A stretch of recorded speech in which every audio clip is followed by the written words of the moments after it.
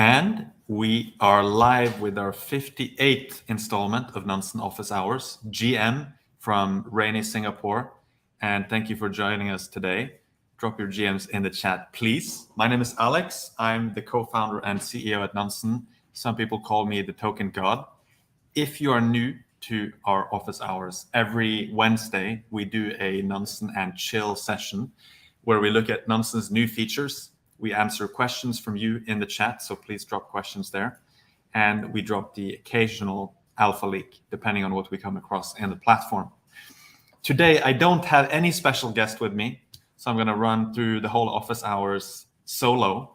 But I do have some people here in the office with me who are just hanging out in the background, and they're now being broadcasted throughout the world. GM Journey. And let's see, maybe they can come in and do a guest appearance. I think she's watching office hours in the background. Amazing. So there's a nice little feedback loop there. So today we are probably going to spend quite a bit of time to look at new features in Nansen, because we have a pretty long list of stuff that we have been shipping. And I think I'm just going to jump right into sharing my screen here. Let's see if we hop into Nansen here. So hopefully everyone can see my screen. Shout out Journey if you cannot see my screen on the live stream here. Okay, so where to start? I think maybe one thing to note right away when you open Nansen these days is that up in the right corner, you now have a little earn 1 month free button. If you click this, it helpfully explains that you can earn 1 month, or rather up to 1 month for free when a friend of yours signs up. So you get your own little unique referral link here, which you can blast out on Twitter with this button here, or you can simply copy it and send it to all your friends. And so if you love using Nansen and you think other people might also love using it, this is a pretty nice link for you to pass around, because you can actually accrue up more free usage of Nansen. So would recommend everyone to blast that out to your friends, your family, whoever, your neighbors, anyone who might want to be interested in using Nansen for NFT trading, token trading, etc., and getting more informed. Then we had a quick look at the LooksRare dashboard last time, but I'm going to show it again because maybe not everyone is aware of this. And it's one of those dashboards that we have available for everyone, even if you don't have a Nansen account. So I'm just going to show this briefly. You can find it under projects here to the left in the sidebar. And if I click it, you can also see the URL up here, pro.nansen.ai/looksrare. And this shows how the LooksRare adoption in terms of usage, transaction volume, etc., is evolving. And I think one of the new things that has happened is that there's been a halvening in Looks rewards, if I'm not mistaken. And it actually appears like there's been a pretty significant drop in traders on LooksRare. I think last time we looked at this, it was close to 2,000. So it's going to be interesting to see how this plays out with the incentives and the wash trading that's going on LooksRare over time. We have another new feature about wash trading, which I'm going to show you a little bit later. But you can see OpenSea here on the left, and you can see LooksRare on the right.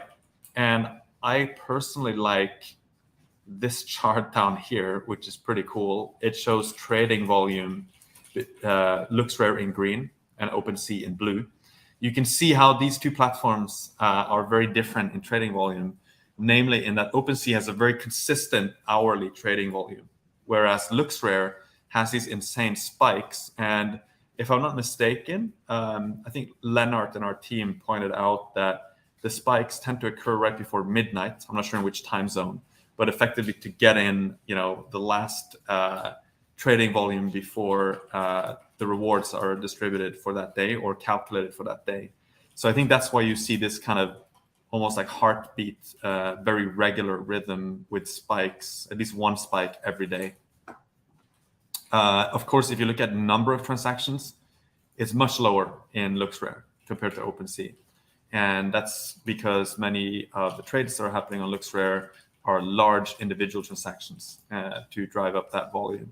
So this is a pretty interesting dashboard to keep track of and to see how this stuff evolves over time. You can also see looks being staked here, pretty much linearly increasing for a long time now with regards to the number of looks tokens that are staked. And you can see net flow into the staking contract of deposits and withdrawals here as well. So there's a lot of cool things you can dig into, and you don't even need to have a Nansen account to look at this stuff. Just go to pro.nansen.ai/looksrare and poke around. Let me see if there are any questions in the chat. Just a bunch of GMs. Okay, cool. Keep dropping the GMs and also your questions if you want to. So that's the LooksRare dashboard. And I mentioned we have some features for wash trading now, because this has become a bit of an issue when you have so much wash trading going on with LooksRare. At the same time, we want to make sure that we're covering as much of the NFT trading volume as possible across marketplaces, across blockchains as well.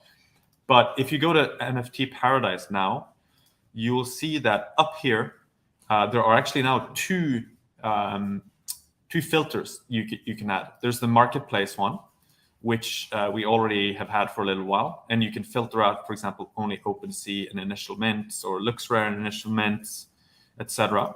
But we also have this wash trading filter now, which is set to on by default. And that's to surface the signal better, right? That's what we do as a company, as a product. And we noticed that with the wash trading that's going on LooksRare, it became pretty hard to spot what is organic activity on these NFT collections. So our excellent NFT team has implemented this new feature where we filter out a lot of the wash trading. For example, when you see so-called self-financed transactions, where maybe one wallet is funding another wallet which buys the NFT off itself. That kind of behavior is now being picked up with our wash trading filter. It's never going to be perfect, but we think that this is a great start, and hopefully it helps you surface the actual trading activity in NFTs. And so maybe we can look at some of these guys. There's Pixelmon, for example, which is number 2 here. It was deployed 60 hours ago. So basically less than 3 days ago. I haven't looked at this, so could be a nice one to check out. You can also see that there's a wash trading filter on NFT God mode. So we have that there for you as well. It looks like Pixelmon had an insane volume initially, and then the average price has been dropping for a while. And the average price seems to have been cruising at around 0.8 Ether, whereas the transaction floor, if we can call it that, has been around 0.6. And there's a little bit of a spike here recently. If I scroll down, then I can maybe get a better sense of what's happening. Because this price chart is nice to get an idea of the aggregate, right? But we probably want to go even more granular. So you can look at individual transactions, and you see some smart NFT buyers here. Grail.eth buying quite a few, it looks like, many of them at a relatively high price. Less than 24 hours ago, it looks like 7 o'clock Singapore time last night. And there are a few also, I guess, minting. So maybe that's what the 0.6 price is. That's actually the minting price, I would imagine, given that it's so flat. You can see GameFi Club. You can see Project eGod. You can see Grail.eth again. So it looks like this Grail address is buying a lot at a higher price. It's tempting to maybe look into that one. I'm going to click into that transaction and we can make it to Grail.eth. But we might also see them if we go to the breakdown tab. And indeed, this is the top accumulator of Pixelmon NFTs. By the way, none of this stuff is financial advice. Personally, I don't own any Pixelmon NFTs. I literally am looking at this for the first time. And the idea with office hours is to have a pretty improvised browsing around in Nansen. So, this is not some kind of very highly planned walkthrough on Pixelmon specifically. I've literally never looked at it before. So the idea is that this is how you might use Nansen to investigate these different NFT collections and understand them a little bit better. So I see a few smart money addresses here, which could be a good sign, because these addresses have most likely been quite successful trading NFTs in the past. So I see there's Grail.eth, there's a smart NFT trader, there's not very smart money.eth, who has picked up 15, and 6 of them came in the last day.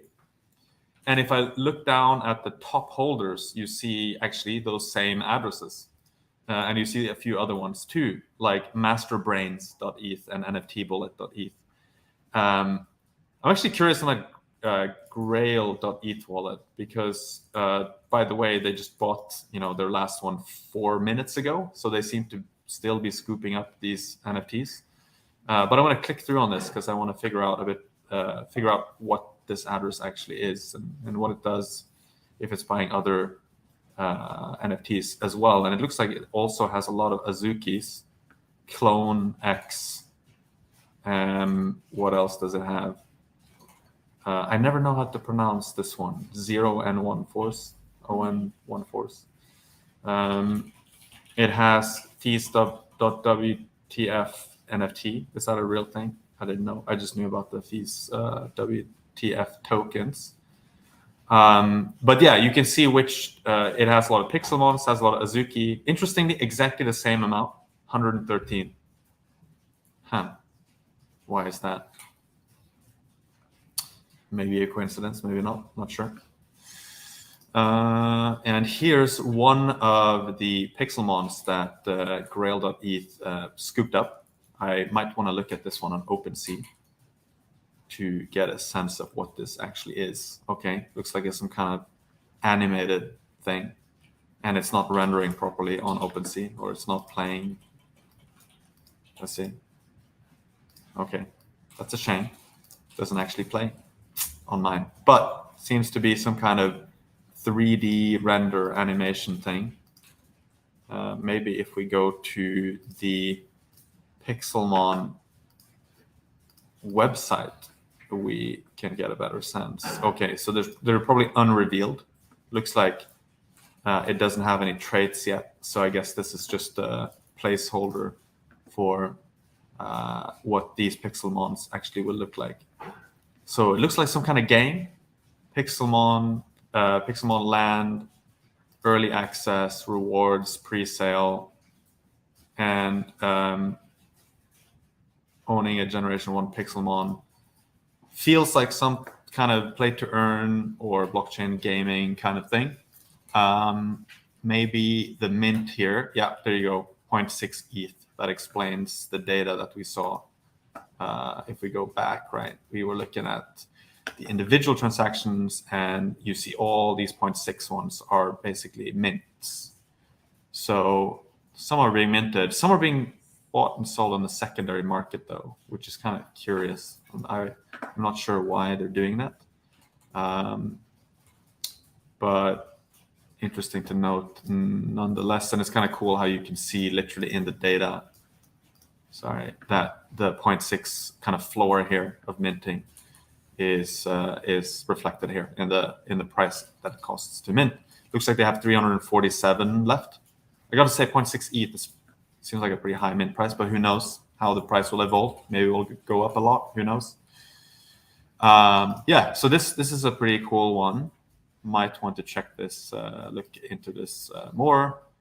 And 9,647 NFTs in circulation. 347 left-ish. Okay, so that means it's probably going to add up to 10,000. Wonder why those last ones haven't been minted yet. Curious. Yeah, so looks like the 0.6 ETH is the mint list price. Yeah, makes sense. Thank you, Elizabeth. And so that's Pixelmon. Let's go back to NFT Paradise and see if there's something else that's interesting. CryptoPunks back at the top here. So there's a decent amount of volume there. I might want to poke into that a bit. Clonex as well, which was released about 2 months ago. Could have a quick look at this one too. Bored Ape Yacht Club, pretty low actually on volume compared to what it often is. So we could have a quick look at this one as well. In fact, yeah, let's try to start with Bored Ape Yacht Club. Looks like the volume has actually dropped quite a bit since the end of January, where it was really exploding. And the floor price seems to have gone below 100 ETH. So maybe this is a good time to point out that when people say floor price, they very often refer to what's the lowest listing price you see. But when we show min price here, we're talking about what's the lowest transaction price. So someone actually buying something. So if someone is bidding 93 ETH and a seller is accepting that bid, that would never be reflected on the floor price in the listing, right? But it is a transaction that took place and often can reflect better, what's the actual price that buyers and sellers are meeting and transacting. So 93 Ether looks like someone was able to buy Bored Ape 100 below 100 ETH,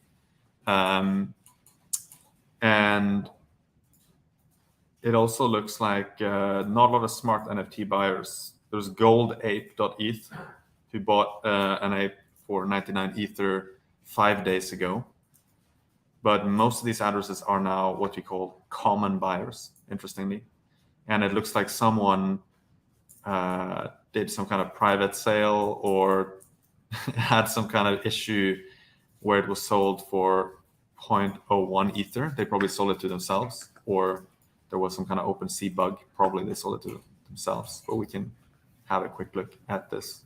It was this guy here, who is not a super rare Bored Ape.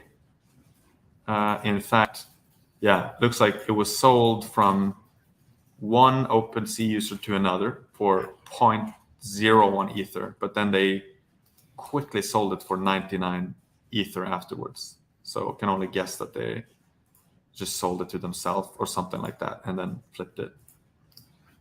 Here you can see the transaction as well, where they're making that transaction.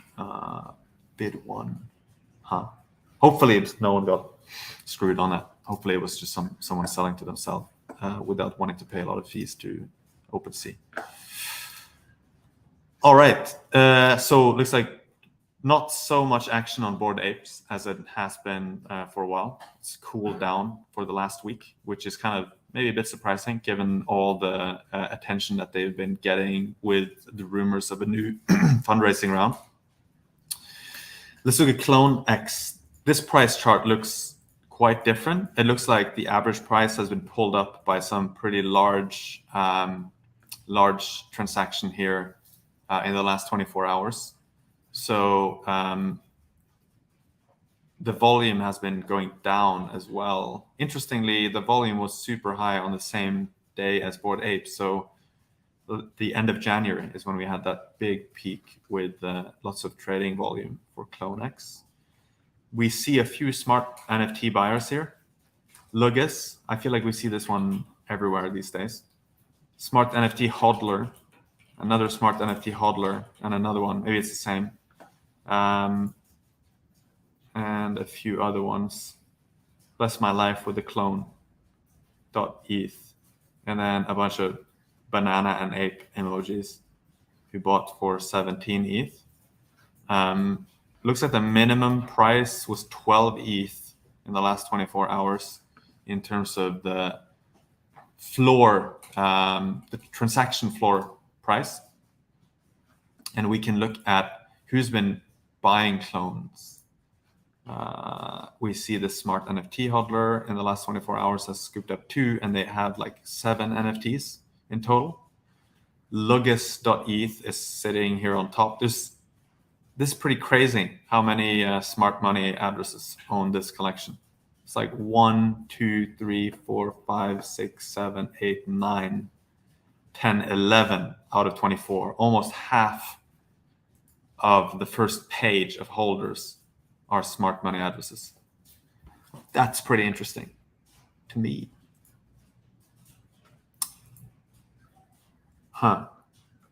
And for those of you who haven't seen these Clonex NFTs, we can have a quick look at OpenSea.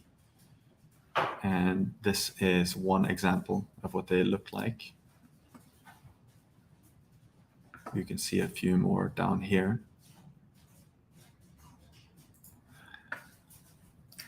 Yeah, and I don't think we don't have rarity for this one. Annoying. Would have been nice to look at. Okay, but that's kind of interesting. And then there's CryptoPunks, where it looks like there's been a spike in volume, but mostly because there's been a huge one huge sale, I imagine. This guy here. Smart LP. So if we click through on this one, they seem to have bought CryptoPunk at a very high price, 2.5 thousand Ether last night, about 12 hours ago. They bought this one. Guess that's some kind of wash trade as well. So maybe it should have been filtered out from Stray Vault ETH to the Smart LP address. Okay. Otherwise, looks like the volume has been going down a bit for CryptoPunks too. If I look at breakdown, you see some smart money addresses here. This is the one we were just looking at. The Larva Labs deployer is a smart money address, interestingly enough. And it's received one more CryptoPunks. I don't know if they're buying back or something. And then there are actually a few addresses here who have been getting rid of CryptoPunks, or at least sending them places. So if I look at this one, I can get a sense of what, did they just dump it, or did they perhaps like wrap it or send it somewhere? The way I will find out is now I'm looking at one specific address on the NFTs tab, and I can filter maybe for punk. And there we go, 11 hours ago. Looks like they just sent it somewhere. So probably not selling it. Yeah, C token. Punk no longer for sale. Okay. Is this some kind of, I actually don't know what this address is. I think they just sent it to another one of their wallets. Yeah, that makes sense. So if I click through on this, you can see that they sent the CryptoPunk to their own wallet, just another wallet. And I'm going to do the filter here as well.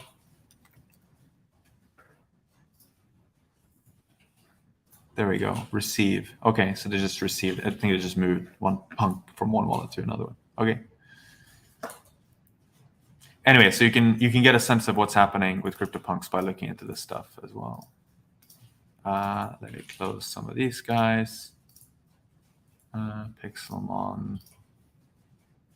Okay, so we're back to NFT Paradise. Let me see if there are any questions in the chat. Please take a look at RTFKT. Yes, I feel like I've seen this before. I'm not sure we have support for this, but I'm going to look for it. Can we find the doc for the explanation for these labels? Yes, you can. I think it's still on docs.nansen.ai.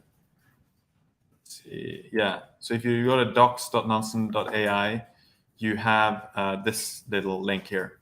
What do the wallet labels mean? So you can look at this if you want to get a sense of what all these labels actually mean.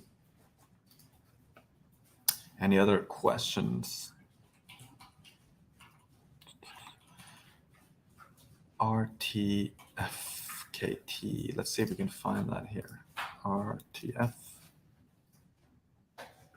Bonus items. I think maybe this one is not here because it's not totally standard. If some of the NFT team folks are watching the stream, maybe you can comment on it in the chat. I'm not sure if this is like an ERC 1155, which we have added support for recently. But I can't see it here at least. So I imagine that it's not a standard collection, and we might have to do some custom work to make sure that it's introduced into the list here. Okay. GM Token God, GM Mosin. All right. So yeah, that's you've seen how to use NFT Paradise, how you can really go from the top level, seeing which collections are hot, which ones have the most transaction volume, and then you can figure out what's actually happening beyond the macro metrics. Who's buying them? Who's selling them? Are there smart money wallets interacting with these different NFT collections? And are those buying or selling? That kind of information you can get from just clicking through on any of the collections. So let me see if there are some other new things that we have added support for. So I mentioned we have added support for ERC 1155. I don't actually have an example one top of mind that we could look at. Do you guys have any ERC 1155?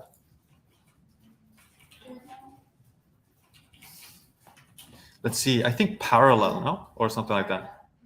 Parallel. Let's just see. Parallel. This guy here, maybe?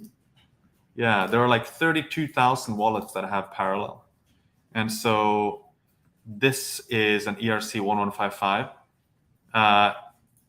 Not a lot of volume. Looks like the max price has kind of tanked the last week. I wonder why. It's gone from like, but it's small volumes, small numbers, right? 0.02 ETH down to about 0.1 ETH. So it looks kind of dramatic, but I guess these are like high volume NFTs. It's like 1.6 million. So it's a completely different thing than your average ERC 721 collection. But you see Ruben on OpenSea scooping up a few. I mean, these are, although these are like so low price that it seems to me like with the gas price, how does that even work? Paragon Bonding Treasury has 528. And then you see an OpenSea user who got rid of 249 tokens. And the Bonding Treasury is the main one. I might look at that one just to see if I can see something fun in there. Looks like NFT Maxi has 420 tokens. PDX.ETH has 309. And let's see here. The Parallel DAO Treasury has 2,435. Paragon Bonding Treasury has 1,380. Anyway, so this you couldn't see before because we didn't have support for ERC 1155, but now you can. So you can check this out. Looks like there's quite a lot of addresses that own these 32,500 different wallets. And here you can see who made the most money off of these so far in realized gains. Keyboard Monkey, top 4.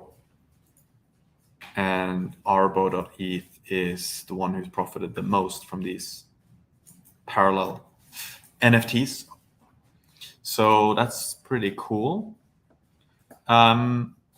We have a few other things that we've added lately, which might be interesting to people. So I'm trying to think of a way to discover or show these off in the UI itself. One thing that is pretty common is maybe if I go to, let's see, if I go, I'm trying to think of something where I might find kind of like a semi-scammy address, because we have added these nice ENS wallet warnings for ENS names that have non-ASCII characters. Because you can sometimes see addresses like vitalik.eth, but they're using an I, which is not the standard I. And that's kind of a cheeky way to make it look like it's the actual vitalik.eth ENS name, when in reality, it's kind of a fraudulent one. But sometimes it's not that easy to spot that with the naked eye. So we've added some of these warning labels on the non-ASCII characters. Of course, this also means that if you have other languages than English where you use non-ASCII characters, you will get warning signs on those, unfortunately. But that's how it is. So maybe I can look at what's a good way to find some addresses that have a lot of ENS names. Zero Let's see. Did you say something? Zero address. Zero address. Ah, that's a good one. Good tip. Thank you, Journey. Let's check out the zero address. So maybe we can do that by kind of just going here, and I'm going to take away the Phantom network. So now I'm using Wallet Profiler on the zero address. What a great tip, Journey. Right away, you can see someone has a pathe.eth. This is the zero address where sometimes you get ENS names that expire, etc. going there. But you can actually see a bunch of these examples here. And like most of these are actually, they have a warning sign. So if you see, this is a good one, OpenSea.eth. It looks like it's the real thing, right? But it's not. And the same with YouTube.eth. I mean, presumably these are not the real ones. I don't see why people would sort of throw them away like this. Amazon.eth, Google.eth. And so if we would take this, and if you would do like a Control F, and you would literally write Google, you would expect that it pattern matches like it does down here, right? You see Google with the little trademark. But when I actually write Google, it doesn't match because it's using different characters. So it's pretty hard to spot this with the naked eye. And here's another good one. Amazon seems to be using a different O, like maybe a Cyrillic O or something. So you can't spot it. Anyway, this is helpful because it can sort of give you a hint that maybe this is an address that's doing some shady stuff, and you might want to have a double look at it twice before you do anything with such a counterparty. So this is a pretty nice feature that I'm happy we were able to ship quite fast, thanks to the excellent attribution team we have at Nansen. What else do we have? We have some advanced NFT smart alerts. This one is pretty cool, and I'm gonna go maybe and by the way, maybe mention this too. We now have this nice little link so that if you see a wallet that is not labeled or you think is labeled incorrectly, you can actually just click here and it will take you through a very short type form where you can copy in the address. Oh, by the way, comment to the team on this. I think there's a way to pass on the address into the type form so they don't have to like fill it out again as like a parameter up here. So that would kind of save people some time if we did that. But yeah, for now, you can just go here and input the address. For example, here, I might copy in the zero address, hit enter. Oh, this is on Ethereum, and I think that it should be the zero address. And I click OK. And why do I think that? I don't know, because I saw it on Etherscan, or because I know the owner, or whatever it is that the reason is. And you click submit and it will go straight to the team. So that's a good thing to start using, and it helps us make the product better. So it's kind of win-win. If you help us, then we can help you later. But what I was going to show you is smart alerts. So if we go to smart alerts, I create new alert here. Then I can do some, I've actually never used this. So let's see if I can figure out how to do it. Advanced Smart Alert 1. Maybe we'll give it a more meaningful name afterwards.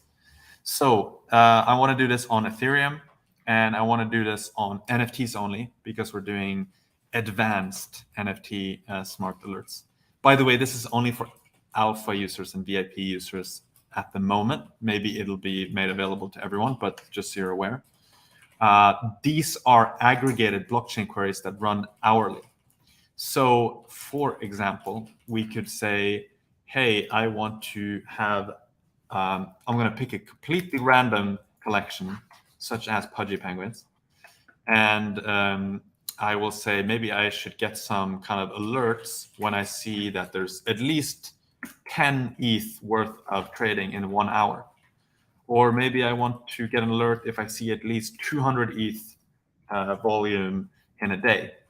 And now, whenever pudgy penguins are traded at those thresholds, I will get a Telegram notification, or Discord or Slack, depending on what I want. We can also do minting alerts. And so this is pretty cool.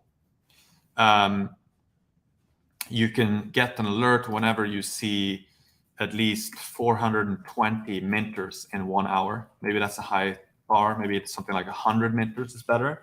Now, whenever a project is being minted with 100 unique different addresses in 1 hour, I get a notification to my Telegram.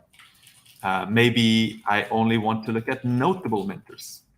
So this is like smart money or smart NFT traders. Maybe I want to do the same thing, but for 24 hours instead of 1 hour. And maybe, what is this one? Filter for specific wallet addresses, minting projects. I guess, I'm not sure what the difference is between this and the minter. I guess if people are minting and also trading it, then this one would show up. Not exactly sure. And this one you can filter out so that you only count addresses that have a specific wallet, such as Smart LP or Smarter LP. So these are pretty useful because it means you don't have to spend your whole day looking at NFT Paradise. Because normally the way you would do this is you would go to NFT Paradise, you look at Mint Master, which you can still use, by the way. But whenever something kind of rises to the top here and has a lot of minters, you get a notification. So you don't have to sit here and hit refresh all day, right? It kind of makes that whole process a bit smoother. So that's really, really useful. Advanced NFT Smart Alerts. Just go to Smart Alerts and check those out if you have an Alpha or VIP subscription. If you don't have that, then either consider upgrading or wait, and perhaps it'll be made available eventually to the standard plan as well. Okay, let's see if we have any questions here in the chat. Are you hiring? What are all the perks of working at Nansen? I'm glad you asked. Yes, we are hiring. We have a lot of open positions. If you go to nansen.ai/careers, you can see a bunch of different roles down here. So we have people all over the world, as you can see on this illustration. It doesn't even cover all the places. These are just some of the places where we have people. But I think we're on all continents, which is fun. You can see open positions here, and you can even filter by department. So you can see, hey, what are all the product roles? We're hiring quality and testing engineer, quality assurance engineer lead, full stack developer, product designer, front-end developer, product owner for Smart Alerts. If you want to work with engineering, we are hiring a VP of engineering. We're hiring data engineers, software engineers, SREs. And if you're not necessarily interested in working on, or if you're not technical or you don't work on product, we also have marketing roles. We have operations roles. And yeah, there's a lot of stuff in here, actually. Now, to the second part of your question, what are some of the perks? Well, a few things. First of all, Nansen is a remote-first company. Although there are some other human beings with me in this office right now, normally we are working wherever we want. I mean, we're kind of doing that now as well, to be honest. We're here voluntarily at the office, but you could work from wherever you want on the planet. And that's pretty convenient. And it means you can, for example, live a bit more of a nomadic life and check out different places where you can live. And in fact, we are going to be announcing very soon are Nansen hubs, which are somewhat mysteriously listed here on the website. But effectively, the Nansen hubs are an initiative where you can go to one of our hubs around the globe. We have 3 as of now: Singapore, Lisbon, and Miami. And you can go to any of these hubs up to 3 months a year. The flights are paid for, the accommodation is paid for, and you have an office space where you can work. So it's a great chance for you to, number one, co-locate with other Nansen team members if you want to work with them in real life. But you can also explore a new city. Maybe you've not tried living, outside of your hometown, or you haven't lived in a different country before. Maybe you can go to Lisbon for a few months, and you don't have to spend the whole 3 months there. You could go for 1 month or 2 months, or it's very flexible. But you can do this, once a year with everything covered. If you want to travel more than that, of course, you're welcome to. And so we're really excited about this. We're going to publish a blog post about the Nansen hubs this week, but of course we're leaking some alpha here to you at office hours, as we like to do. Then we also have, health and wellness packages like insurance. We have a laptop policy where you can, buy the laptop you want and get it reimbursed, of course. And we also have things like home office allowances, where you just get, $1,000 to buy whatever you want for your home office. You don't have to claim expenses. If you want to get a new chair or a new desk or whatever it is, you can get that. So we're also rolling out a bunch of other perks, but we are really working hard to make Nansen the #1 workplace in crypto. And so, you should definitely apply if you like Nansen, if you want to work in crypto. You don't have to have experience working in crypto. It's enough that you are passionate about the crypto space. And what is important is, of course, that you have the skills of the role that you're applying for. So if it's a data engineer position, you should know how to do data engineering. But yeah, there are also internship positions as well out there. So you can have a look at nansen.ai/careers.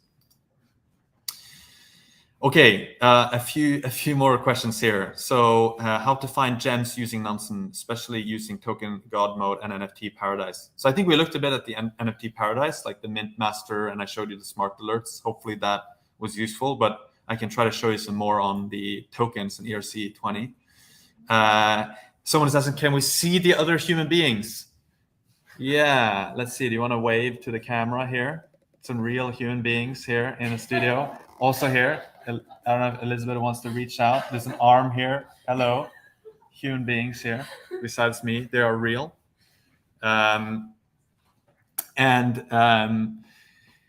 More questions. Are the salaries same worldwide or based on location? They change. Generally speaking, I mean, they're the same. We don't have any specific policies on that, to be perfectly honest. We look at people based on what they contribute to the company. We don't consider very much where they choose to live.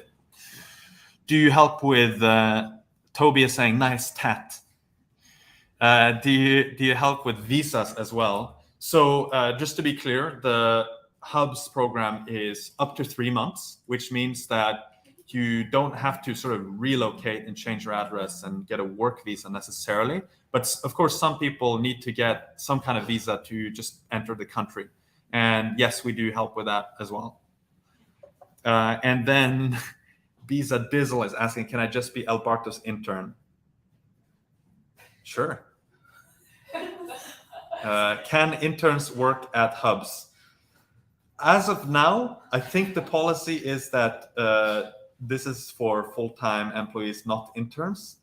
Yeah, and that's the reason is because interns typically are only with us for a few months, and so if they go traveling to say Lisbon and so on, that makes it a bit challenging. And so that's the policy right now. Maybe we'll change it in the future, but that's how it works right now. Any other questions in the chat here? Maybe I should hide my screen when I'm looking at the chat. Did I miss any of the other questions above? I don't think so. Okay, so then I'm going to share my screen again and we can dive back into Nansen. we still have a few more minutes. So maybe let me go back and think about like gems. So, all of the stuff we say here is, none of it's financial advice. We're just showing you how to use Nansen, and you have to make your own decisions on what counts as a gem and what doesn't. Having said that, when I look at tokens, one of the things, so the methodology on how to use Nansen is very simple. You discover stuff, you perform due diligence on that stuff, and then you set up smart alerts when you come up with clever rules and triggers. And the discovering stuff is kind of, the first part of that funnel, where you just want to know that something exists and you have never heard of it before. Personally, I quite like looking at this section down here with smart money. So token inflow and token outflow. And the way I look at it, I don't look at, inflow, that means I should buy, and outflow, that means I should sell. It's not that easy, right? Because it depends. You could have smart money addresses putting their tokens into staking contracts, which will be an outflow, or removing them from staking contract and just holding it, which will be an inflow. It's not just about buying and selling. But at the very least, I know that the smart money addresses are somehow interacting with these tokens. So when I see AG let's have a look at that to get an idea, because I don't think that's a token that maybe a lot of people know about. And I think it's actually a stable coin, Angle Euro, I think. And 91% of these tokens are on exchanges. Makes me think that maybe there are some kind of liquidity incentives going on here. That's just my intuition after having seen a lot of tokens in Nansen. So probably what's happening is that people are putting these Euro stable coins into different pools to earn some kind of rewards, because that's a lot of Euro sitting in these different exchanges. And so if I go to top balances, I can see 34% of these are sitting in a stable coin curve pool, AG, Euro, Tether, and Euro S, three different Euro stable coins. Uniswap, actually with the USDC one, interesting. Then there's Euro against Frax, Euro against Fei. Actually, there's a Polygon ERC20 bridge, interesting. So it looks like people have been bridging these Euro stable coins over to Polygon. And against Wrapped Ether, against Angle. So that's kind of interesting. And actually, one thing I wonder, no, we don't have that here. I wanted to right click and see if there's a website that we could go to, because that's something, actually just a quick side note on that, because this is pretty cool that I didn't show you as one of the new features. When you look at hot contracts, you can actually right click on these now, and you can go to the website directly. This is really practical because, so first of all, again, do your own research. We have no guarantees that scams and so on can't show up in here, right? This is purely quantitative, based on smart money depositors and so on. So you have to do your own research. Don't just ape directly into stuff that you see here. But when you right click on some of these, you can go to the website. So Animal Farm, now I just go directly to this one. And so, again, not recommending that you even engage with this project. I have no idea, I haven't looked at it. But that takes you directly to it. And ProtoFi, same here. And this is pretty cool because in the past, you had to literally Google these names. And if you've ever tried Googling early stage like DeFi protocols and stuff, you get a lot of scams at the top of Google. And so that's actually quite risky. Instead, red light, no district. I don't know if I should click that website. Maybe it's not safe for work. Okay, interesting. Playmates, not sure what this is. I guess you can check it out separately. But you can right click these now and it actually takes you directly to the website.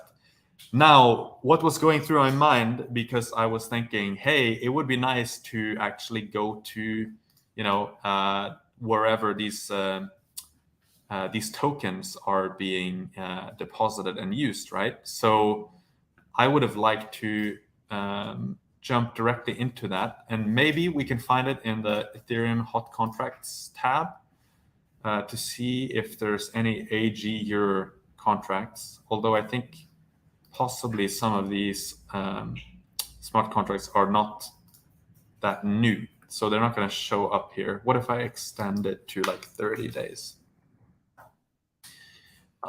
And then I sort by, okay, Pixelmon here. Wow, that's a lot of money flowing into Pixelmon. Yeah, no, that doesn't help. Okay, so then I have to go back to the old school way, which is to search for like Angle Euro stablecoin, maybe. And I can see Angle.money. A16C has backed them, Angle Labs, Saber. Okay, I'm gonna take my chances here and click on Angle.money and see if get AG year. Okay, I might be in the right place here. Nice. So yes, I have read all this, of course, very fast. So if I connect my wallet, which I don't think I have a wallet in this browser, that's annoying. Okay, I could have seen this. There's some analytics here. Okay, that's pretty nice. We like analytics. So Angle protocol looks like it's loading. Maybe these guys should have Nansen instead. This is too slow. Okay, so there's some AG tokens, and I would imagine that there is some kind of incentives going on because you have some pools. There's a reward rate, Angle tokens. There we go. So you're getting Angle tokens for providing liquidity on these different pools. That explains why we see so many AG Euro tokens sitting in all these different DEX pools. So how do you find gems? I'm not going to say that AG Euro is a gem, it's a stable coin, but this was one way to discover that, hey, this is something that you can generate yields on if you want to have some kind of natural exposure to euros. Perhaps if you live in Europe, that could be interesting to look into. And I've heard about this project before. I've spoken to the founder, but I haven't actually used it myself yet. And it's pretty cool to see it just show up on the homepage of Nansen under the smart money tab. So that indicates to me that there's some smart money interacting with AG Euro. And actually Angle is here too. So the smart money there seems to be farming the Angle tokens. In fact, we can see what they're doing with this. Maybe we can see if they're holding it, if they're like dumping it. Looks like Sushi Swap is the top one. That sometimes indicates that there's some kind of onsen pool. So that's maybe something to look into as well. If you go to sushi.com, then we enter the app. You can see if there are some, what are these? Man, this is too complicated. Farm, your farms, all farms. Onsen menu, here we go. Is there an Angle? AG Euro Angle. Oh, okay. So, you can actually provide liquidity for AG Euro versus Angle. So this is almost like a pool too, because you're earning these Angle tokens and you can just pump them right back into this pool here, provide liquidity, and get some sushi rewards too.